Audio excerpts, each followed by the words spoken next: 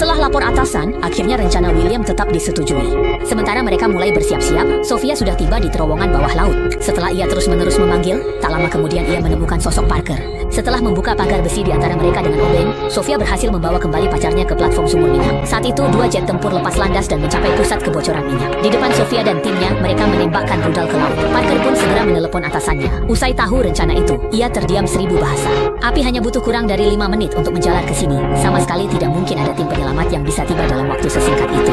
Atasan hanya bisa memintanya bicara pada putranya sebelum meninggal. Mendengar itu, Sofia tenang dan cegah Parker bicara dengan putranya, lalu tanya soal sekoci penyelamat. Namun saat api sampai di sini, sekoci di laut tak berguna. Setelah memeriksa struktur sekoci, Sofia segera memutuskan untuk mengisi sekoci dengan air agar sekoci itu langsung tenggelam ke dasar laut, sehingga mereka bisa menghindari serangan api.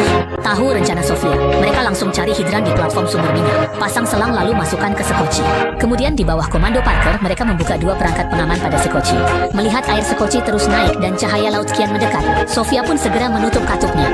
Tak disangka sebuah selang air nyangkut di bawah kursi. Saat Parker berusaha menariknya keluar, tekanan air membuat selang itu menghantam Sofia sampai jatuh. Tak hanya itu, selang yang berayun juga tanpa sengaja menutup kembali salah satu perangkat pengaman. Tapi Sofia dan yang lain yang panik tak sadar situasi ini. Mereka segera naik sekoci dan menutup pintu. Usai semua pakai sabuk, Sofia ikuti instruksi Parker aktifkan pelepas sekoci. Namun, meski tuas ditarik keras, sekoci tak bereaksi. Sadar ada masalah, Arthur lepas sabuk, buka pintu kabin, dan temukan pengaman terkunci. Masalahnya saat dibuka, sekoci akan langsung terlepas. Saat api mendekat, Arthur segera keluar sekoci. Parker gegas melepas sabuk untuk menghentikannya, namun terlambat. Arthur yang berbalik menutup pintu kabin segera membuka perangkat pengaman. Sekoci pun meluncur di rel, dan tepat 1 detik sebelum api menyambar, sekoci itu jatuh menghantam permukaan laut dengan keras. Sementara itu, Parker pun pingsan karena tidak mengenakan sabuk pengaman dengan benar.